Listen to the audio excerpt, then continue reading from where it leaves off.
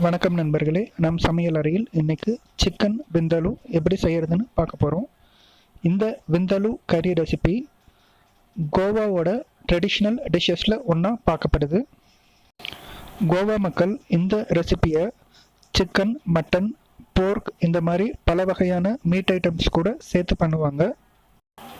இந்த கோவன் ரெசிபியில் யூஸ் பண்ணுற வினிகர் இந்த கறிக்கு ரொம்பவே ஒரு வித்தியாசமான டாங்கி டேஸ்ட்டை கொடுக்கும். வாங்க கோவன் ஸ்டைல் சிக்கன் விந்தலு கறி எப்படி செய்கிறதுன்னு பார்க்கலாம். அதுக்கு முன்னாடி நம்ம சேனலை இது வரைக்கும் சப்ஸ்கிரைப் பண்ணாதவங்க கீழே உள்ள ரெட் கலர் சப்ஸ்கிரைப் பட்டனை ப்ரெஸ் பண்ணி கூடவே பெல் ஐக்கானையும் ப்ரெஸ் பண்ணிக்கிட்டிங்கன்னா நாம் போடுற வீடியோ அப்டேட்ஸுக்கு உங்களுக்கு உடனுக்குடன் நோட்டிஃபிகேஷன் வரும். நீங்களும் எல்லா வீடியோஸையும் மிஸ் பண்ணாமல் பார்க்க முடியும்.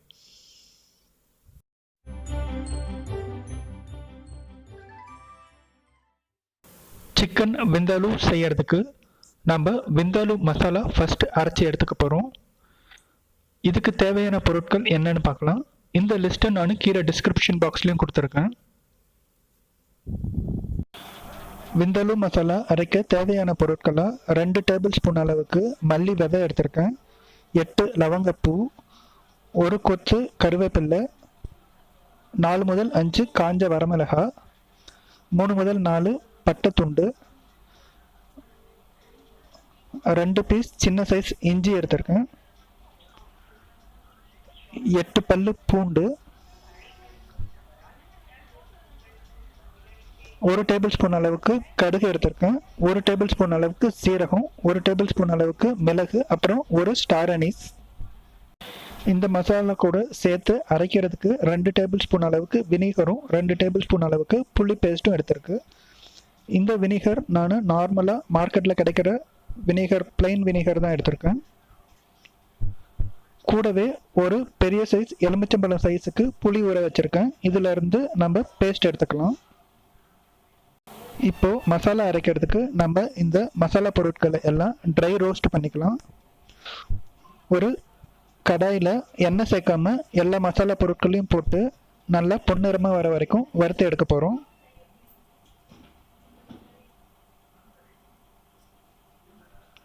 இந்த மசாலா பொருட்கள் நல்லா பொன்னிறமாக கலர் மாதிரி வர வரைக்கும் நம்ம வறுத்து எடுத்துக்கலாம்.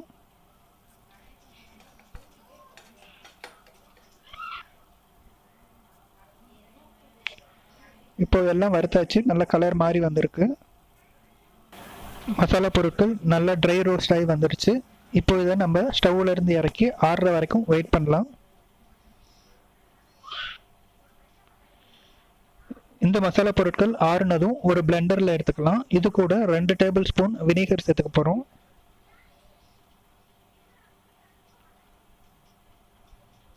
கூடவே எடுத்து வச்சிருந்த இஞ்சியும் பூண்டும் இது கூட சேர்த்துக்க போகிறோம்.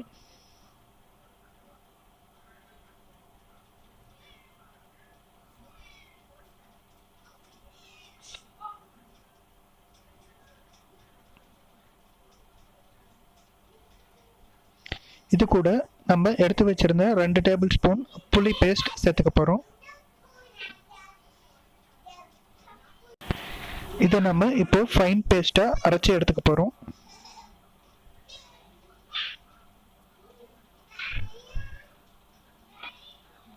இப்போ விந்தலு மசாலா பேஸ்ட் ரெடி ஆயிடுச்சு. இப்போ சிக்கன் கறிக்கு தேவையான பொருட்கள் பார்க்கலாம். 400 கிராம் சிக்கன் மீடியம் சைஸ் பீசஸாக நான் எடுத்து வச்சிருக்கேன்.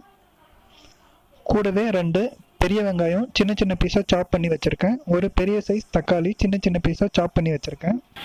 இது கூட 2 டேபிள் ஸ்பூன் எண்ணெய், தேவைக்கேற்ப உப்பு, 1 டீஸ்பூன் மஞ்சத்தூள், 1 டேபிள் ஸ்பூன் சர்க்கரை, 1 டேபிள் ஸ்பூன் டொமேட்டோ பியூரி தேவைப்படும். சிக்கன் கறி செய்ய கடாய் எடுத்து வச்சு மீடியம் ஃப்ளேமில் 2 டேபிள் ஸ்பூன் எண்ணெய் சேர்த்துக்கலாம்.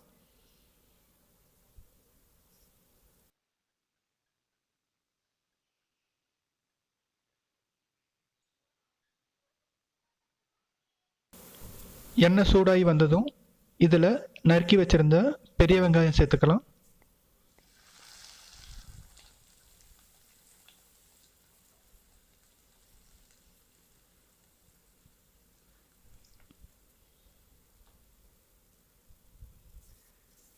இந்த வெங்காயம் பொன்னிறமாக பொரிஞ்சு வர்ற வரைக்கும் நம்ம இதை கிளறி விட்டுட்டே இருக்கணும்.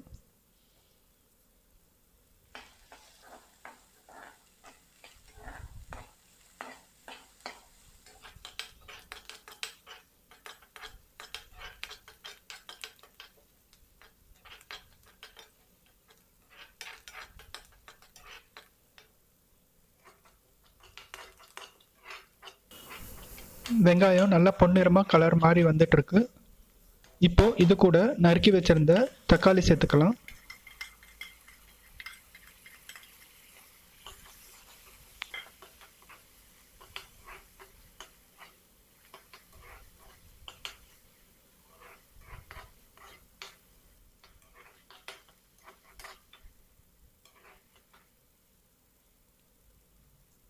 இது கூட தேவைக்கேற்ப உப்பு சேர்த்துக்கலாம்.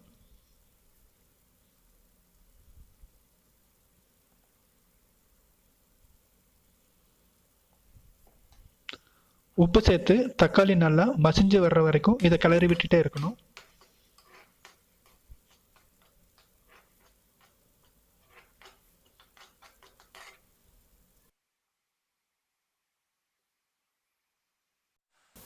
தக்காளி நல்லா மசிஞ்சு வரும்போது நம்ம இப்போது தேவைக்கு ஏற்ப மஞ்சத்தூள் சேர்த்துக்க போகிறோம். மஞ்சத்தூள் சேர்த்து இன்னும் கொஞ்சம் நேரத்துக்கு இதை நம்ம கிளறி விட்டுட்டே இருக்க போகிறோம்.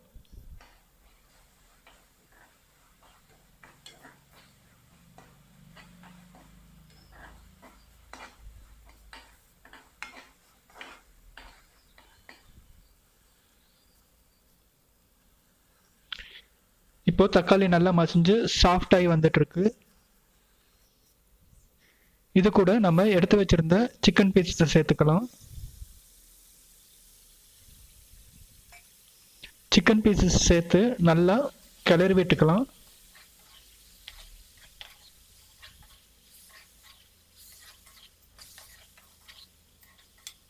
இந்த தக்காளியும் வெங்காயமும் நல்லா எல்லா சிக்கன் பீசஸ்லையும் நல்லா ஈவனாக ஸ்ப்ரெட் ஆகிற அளவுக்கு நம்ம கிளறி விட்டுட்டே இருக்கலாம்.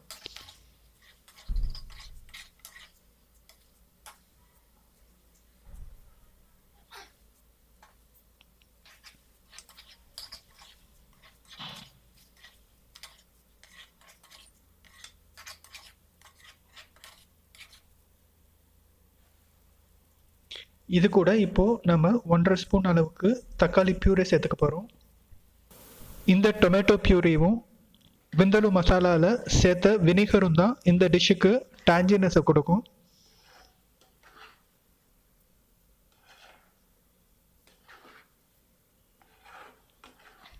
இதை நல்லா கிளறி விட்டுட்டே இருக்கணும். அடிப்பிடிக்காத அளவுக்கு நம்ம கிளறி விட்டுட்டே இருக்கணும்.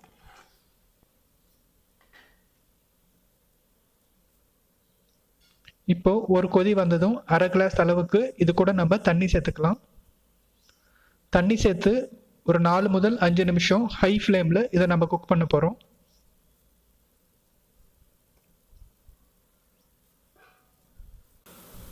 தண்ணி சேர்த்து ஒரு கொதி வந்ததும் இதில் நம்ம அரைச்சி வச்சிருந்த விந்தலு மசாலாவை சேர்த்துக்க போகிறோம்.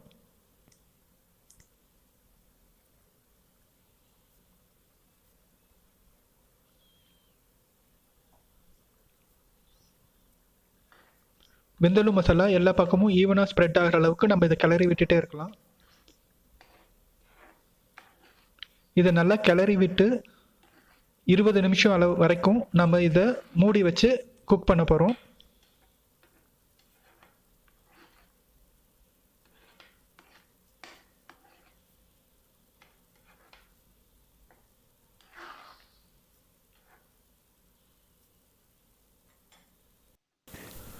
அரைச்சி வச்சுருந்த மசாலா சேர்த்து இப்போது குழம்பு கொதி வர ஆரம்பிச்சிருக்கு. இந்த ஸ்டேஜில் நான் 1/2 டம்ளர் அளவுக்கு தண்ணி சேர்த்துக்கிறேன். நான் இன்றைக்கி குழம்பு நல்லா கிரேவியாக வர்ற மாதிரி செய்ய போகிறேன். அதனால் நான் 1/2 டம்ளர் அடிஷ்னலாக தண்ணி சேர்த்துக்கிறேன். உங்களுக்கு செமி கிரேவியாக வேணும்னா நீங்கள் இந்த தண்ணி சேர்க்குறத அவாய்ட் பண்ணிக்கலாம். இப்போது பாத்திரத்தை மூடி வச்சு 20 நிமிஷத்துக்கு மீடியம் ஃப்ளேமில் நான் குக் பண்ண போகிறேன்.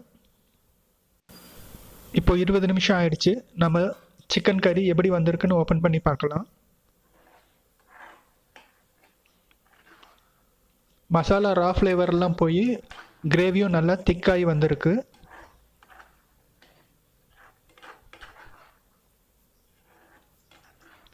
சிக்கன் பீசஸ்லேயும் மசாலா ஃப்ளேவர் நல்லா இறங்கி இருக்கு.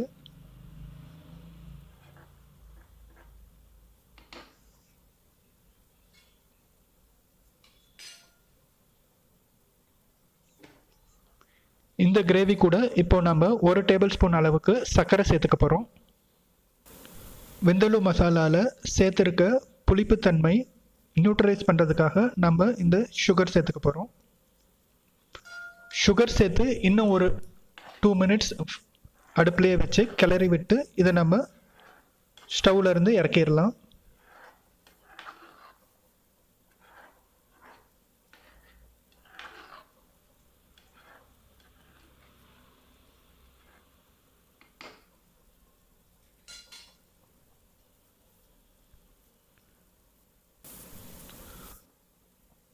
கோவன் ஸ்டைல் ஸ்பைசி அண்ட் டாஞ்சி சிக்கன் விந்தலூ கறி சூப்பராக ரெடியாகி வந்துருச்சு. இந்த சிக்கன் விந்தலூ கறி ஒயிட் ரைஸ், புலாவ், நான், ரொட்டி போன்ற இந்தியன் பிரெட்ஸுக்கும் இட்லி தோசைக்கும் சூப்பராக செட் ஆகும். இந்த ரெசிபியை நீங்களும் வீட்டில் ட்ரை பண்ணி பாருங்கள். ரொம்பவே யூனிக்காகவும் ரொம்ப டாஞ்சினஸோடையும் இருக்கும். நீங்களும் வீட்டில் ட்ரை பண்ணி பார்த்துட்டு எப்படி வந்துச்சுன்னு கீழே எனக்கு கமெண்ட் செக்ஷனில் பதிவு பண்ணுங்கள். இந்த ரெசிபி உங்களுக்கு பிடிச்சிருந்தா லைக் பண்ணுங்கள், உங்கள் ஃப்ரெண்ட்ஸ் கூட ஷேர் பண்ணிக்கோங்க. சஜஷன்ஸ் எதுனா இருந்துச்சுன்னா கீழே கமெண்ட் பாக்ஸில் பதிவு பண்ணுங்கள். மறக்காமல் நம் சமையல் அறையில் யூடியூப் சேனலை சப்ஸ்கிரைபும் பண்ணிக்கோங்க.